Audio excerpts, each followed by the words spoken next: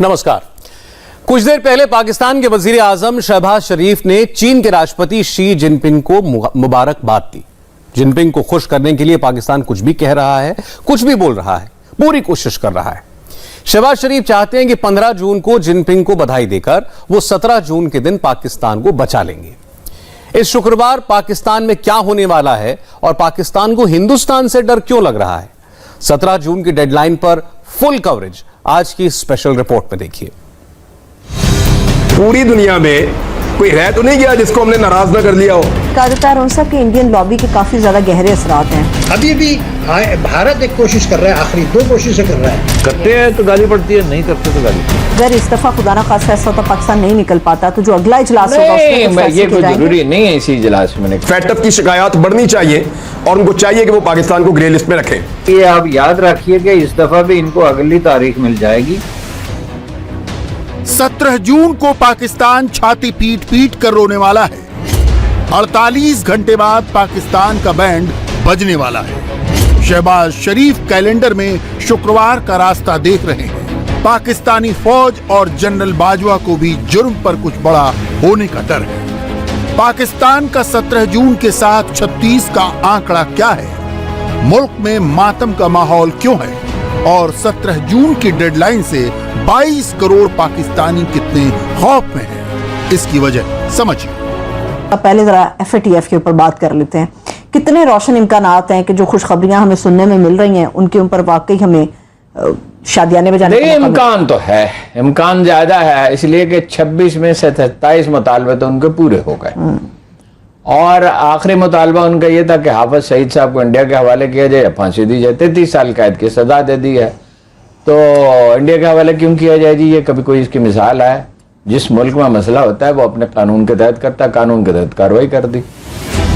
आतंकवादी हाफिज सईद को बचाने के लिए इस्लामाबाद में रोना धोना शुरू हो गया है। बाजवा से लेकर खुफिया एजेंसियों तक सब ने तैयारी शुरू कर दी, पर इस बार पाकिस्तान ऐसा फंसा कि हिल भी नहीं पा रहा। आतंकियों के मददगार पाकिस्तान पर 4 सालों से बैन लगा हुआ है। ये ban financial action task force यानी FATF ने लगाया है। इस वक्त जर्मनी में FATF की मीटिंग चल रही है और 17 जून को पाकिस्तान पर फैसला आने वाला है। FATF ने पाकिस्तान को 2018 से ग्रे लिस्ट में रखा हुआ है, इसलिए पाकिस्तान को कर्ज मिलने में मुश्किलें आ रही हैं। अगर FATF ने पाकिस्तान को ब्लैक लिस्ट कर दिया तो IMF या वर्ल्ड बैंक किसी एजेंसी से कोई मदद नहीं मिलेगी। FATF के ऊपर कहा जाता है उनसा के इंडियन लॉबी के काफी ज्यादा गहरे असरात हैं। बिल्कुल हैं। अमेरिका के जो हैं रिश्तेदार है ना ये तीनों, इसराइल, इंडिया और अमेरिका, बरतानिया भी, ऑस्ट्रेलिया भी, जापान भी, 6 रिश्तेदार है ना। जो कमजोर आदमी होता है ना, वो जितना मर्जी सियाना हो, अगर उसकी जाती मईशत ठीक नहीं ना, सेठ उसको मुंह नहीं लगाता। गांव में उसकी कोई सुनी नहीं जाती, बल्कि अगर वो 4 जमातें ज्यादा भी पढ़ गया हो तो लोग पता भी क्या कहते हैं उसका, पागल है। IMF से इस तरह से भीख मांगने के लिए हम जाते हैं, उसके बाद फिर हमें खदशा लगा हुआ है कि हम डिफॉल्ट ना कर जाएं। ये हुकूमत अब पैसा कैसे जनरेट करे, कैसे निकले बाहर इस चुंगल से? अभी भी भारत एक कोशिश कर रहा है, आखिरी 2 कोशिशें कर रहा है। एक तो वो ये कहता है कि जो पाकिस्तान ने जो कहा है ये कर लिया, ये कर लिया, ये कर लिया, तो ऐसे हम उनकी बात नहीं मानते। आप अपना एक वफ्द वहां भेज दें और वो जाके चेक करके आए कि जो दावे कर रहे हैं वो किस हद तक सही है। चाइना हमारे फेवर में लॉबिंग कर रहा है, लेकिन भारत एशिया पैसिफिक ग्रुप का वाइस चेयरमैन है इसी FATF के। IMF से पाकिस्तान के हर टीवी चैनल पर हिंदुस्तान का नाम लेकर बहस चल रही है। ऐसी डिबेट्स का एक ही रिजल्ट निकल रहा है कि 17 जून को पाकिस्तान की खैर नहीं। इस बार मोदी का हिंदुस्तान छोड़ेगा नहीं। पाकिस्तान का दावा है कि उसने 34 में से 32 शर्तें पूरी कर ली हैं। अब सैंक्शन हट सकता है। पाकिस्तान ने चीन, तुर्की और मलेशिया से पैरवी का जुगाड़ भी कर लिया, पर खुद पाकिस्तानी मीडिया मान रहा है कि चाहे जितना जोर लगाओ मुल्क के बचने की उम्मीद ना के बराबर है। पिछले 3 सालों में पाकिस्तान में जो बैनुल-अक़वामी सरमायाकारी है उसमें तकरीबन $2 अरब कमी हुई है ये पीटीआई के पिछले 3 सालों में। तो जब फेटफ इस तरह ग्रे लिस्ट में हमें रखता है, जब मूडीज की रेटिंग्स में हम मनफी में चले जाते हैं, तो सर्टेनली बैनुल-अक़वामी सतह पर एक इमेज आता है और इंटरनेशनल इन्वेस्टर आने से फिर गुरेज करता है। 27 में से 26 पूरे हो गए।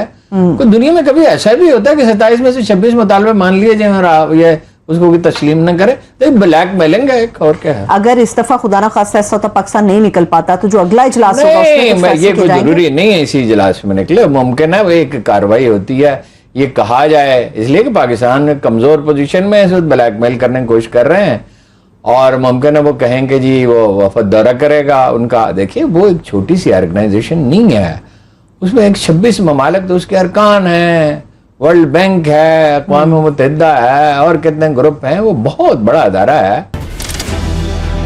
पाकिस्तानी मीडिया के मुताबिक बुरा वक्त करीब है, अभी फैसला नहीं आया, पर रुझान देखकर शहबाज और बाजवा को कोई उम्मीद नहीं। मोदी के दोस्तों से पाकिस्तान कितना डरा हुआ है और हिंदुस्तानियों को क्यों अपने देश पर गर्व होना चाहिए, इस पर आंखें खोलने वाला बयान खुद पाकिस्तानियों से सुनिए। एक और बहुत बड़ी मुसीबत पड़ गई जो डाल दी है इनको आईएमएफ ने, और आईएमएफ ने बड़ी कड़ी शराइत रख दी है और पैसा वो भी नहीं दे रहे। जबकि मेरी इंफॉर्मेशन के मुताबिक यहां क्लेम किया है कुछ लोगों ने और वो ये कह रहे हैं कि कतर ने भी पाकिस्तान की हुकूमत को मदद देने से इनकार कर दिया। यूएई ने इनकार किया, सऊदी अरब ने इनकार किया, तुर्की ने इनकार किया, अमेरिका ने इनको कुछ नहीं दिया, चाइना ने इनकार किया और उसके बाद अब कतर ने भी कर दिया। जिसकी मईशत ठीक है ना, तो जिसके घर दाने हैं उसके कमले भी सियाने। सो इंडिया के घर में दाने हैं, लोग उनके पास इन्वेस्ट भी करने जाते हैं और वो अपनी शराइत पे इन्वेस्टमेंट लेते हैं और पूरी दुनिया के साथ डील करते हैं। जो कमजोर आदमी होता है ना, वो जितना मर्जी सियाना हो, अगर उसकी जाती मईशत ठीक नहीं ना, सेठ उसको मुंह नहीं लगाता, गांव में उसकी कोई सुनी नहीं जाती। बल्कि अगर वो 4 जमातें ज्यादा भी पढ़ गया हो तो लोग पता भी क्या कहते हैं उसको, पागल है। पाकिस्तान लगभग हर देश के आगे हाथ फैलाकर भीख मांग चुका है। मुल्क में अब खाने पीने की चीजें भी खत्म हो रही हैं। पाकिस्तानी अवाम खुलकर शहबाज को मैसेज दे रही है, मोदी को देख लो, उनसे ही कुछ सीख लो, क्या पता पाकिस्तान का भला हो जाए। देखो मैं हमेशा एक बात कहता हूँ, नरेंद्र मोदी जैसा भी है पाकिस्तान का दुश्मन है जो भी है, लेकिन वो अपने आवाम के हक में और इंडिया के हक में बहुत अच्छा है, अपने मुल्क को बहुत ज़्यादा ग्रो कर रहा है और उसके दौरे हुकूमत में हाल से इन्वेस्टमेंट बहुत ज़्यादा आ रही है और उसकी जो टीम है उसकी फॉरेन पॉलिसी जो है बहुत ज़बरदस्त है कि उनका जो इमेज इंटरनेशनल लेवल बहुत ज़्यादा अच्छा हो चुका है। काफ़ी मैन्युफैक्चरिंग उनकी अपनी कंट्रीज़ में हो रही हैं, ठीक है। हमारी कंट्रीज़ में मैन्युफैक्चरिंग बहुत कम है, हम ज़्यादा मोस्टली जो देखें तो चीज़ें बाहर से इंपोर्ट कर रहे होते हैं। इंडिया इस टाइम बहुत ज़्यादा जो है ग्रो कर रहा है, दुनिया की हर बड़ी कंपनी इंडिया में आ रही है। जब इंडिया में आ रही है कंपनी लगाएगी तो उसको लेबर भी चाहिए होगी, जब वो लेबर ज़ाहिर बात है फिर कहाँ से आएगी, बाहर से तो लाने से रहे। इंडिया इतनी सस्ती लेबर चाइना में भी नहीं है, तो ज़ाहिर बात है इंडिया वालों को नौकरी तो मिलनी है। अब क्या हमारे पास जो भी चीज़ मैन्युफैक्चरिंग होकर आती है तो वो 2-4 अरसे बाद आती है, फ़ौरन नहीं आती। इंडिया में सबसे पहले चल जाती है, बाहरी सब में चल जाती है, लेकिन हमारे पास पाकिस्तान में लेट आती है। तो मैं सोचूं मैं भी इंडिया चला तो मुझे जॉब मिल जाएगी यार। क्यों यहाँ पर जॉब नहीं मिल रही है आपको? नहीं मिल रही यार, इसलिए तो गैर में चला जाता हूँ। शहबाज शरीफ की कुर्सी किसी भी वक्त छिन सकती है। पाकिस्तान की पॉलिटिक्स में म्यूजिकल चेयर कंपटीशन चल रहा है। एक वजीर आजम जाता है और दूसरा उसकी जगह ले लेता है।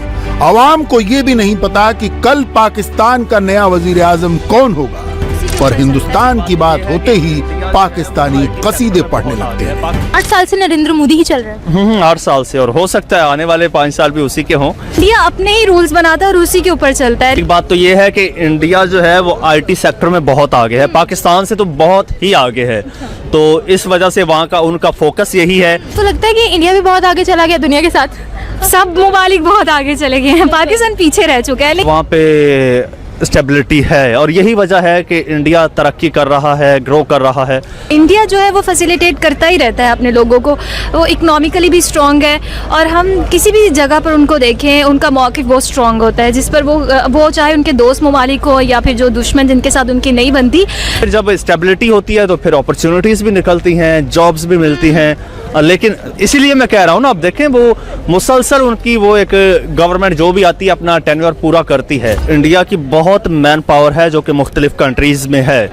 ठीक है, आप गल्फ कंट्रीज में देखो, बहुत सारे आपको शायद पाकिस्तानी से ज्यादा इंडियंस मिले।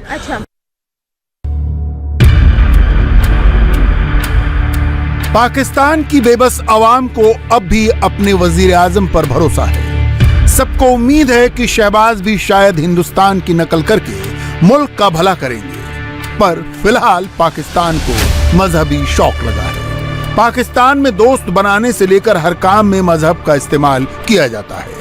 पाकिस्तान ने कुछ मुल्कों से दोस्ती भी मजहब की बुनियाद पर की, पर जब मौका आया तो सब पाकिस्तान का साथ छोड़कर हिंदुस्तान के साथ खड़े हो गए।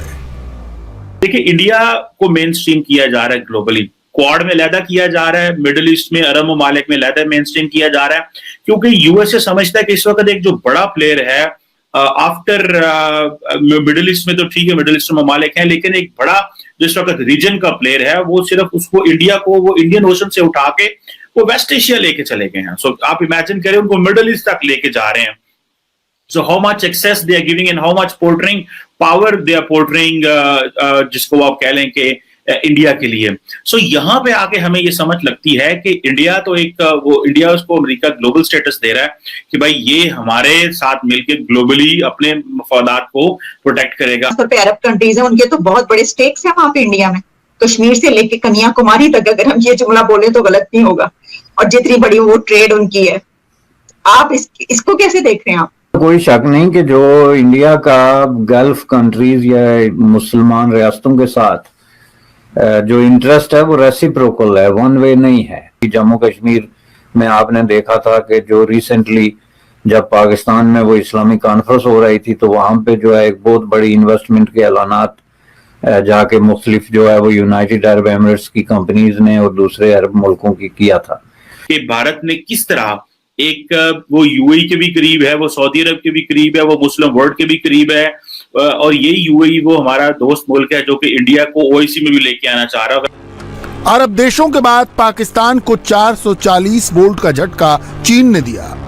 आज शहबाज शरीफ ने ट्वीट करके चीन के राष्ट्रपति शी जिनपिंग को जन्मदिन की बधाई दी। चीन पाकिस्तान को आयरन ब्रदर बताया और अब पता चला है कि जिनपिंग ने भी पाकिस्तान के साथ गेम कर दिया।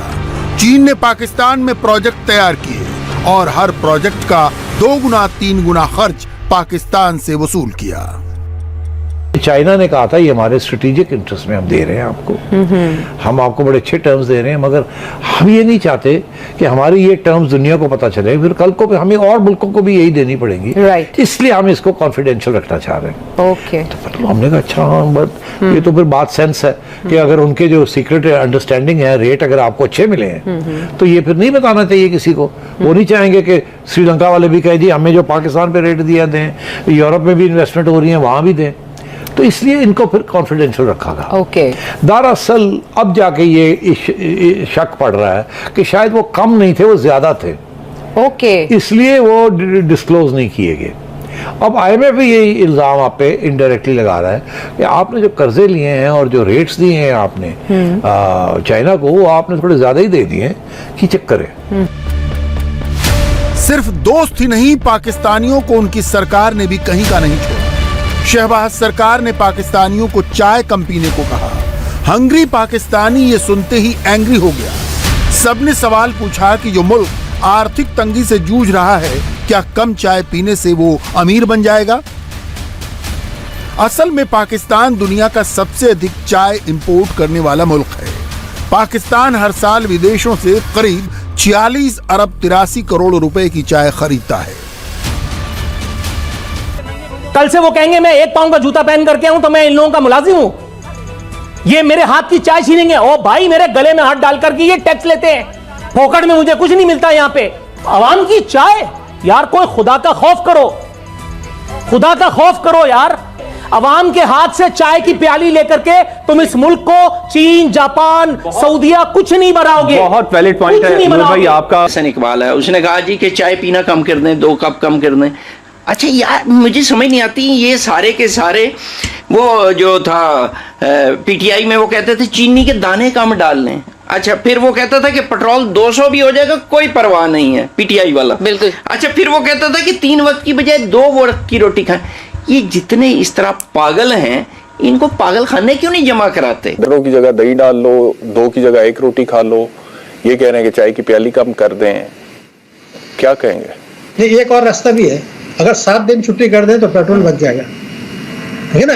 गरीब आदमी दो रोटी के साथ चाय की प्याली पीता है। मैं आपको बता रहा हूँ, अपने मुल्क में जाके हम देखते हैं, गरीब आदमी, मेरा स्टाइल है कुछ नहीं है, मैं जाके गांव में जाके चरपाई पे बैठता हूँ, गरीब आदमी चाय से 2 रोटी खाता है तंदूर की, तो उसको आप ये कह रहे हैं वो भी छीन लें।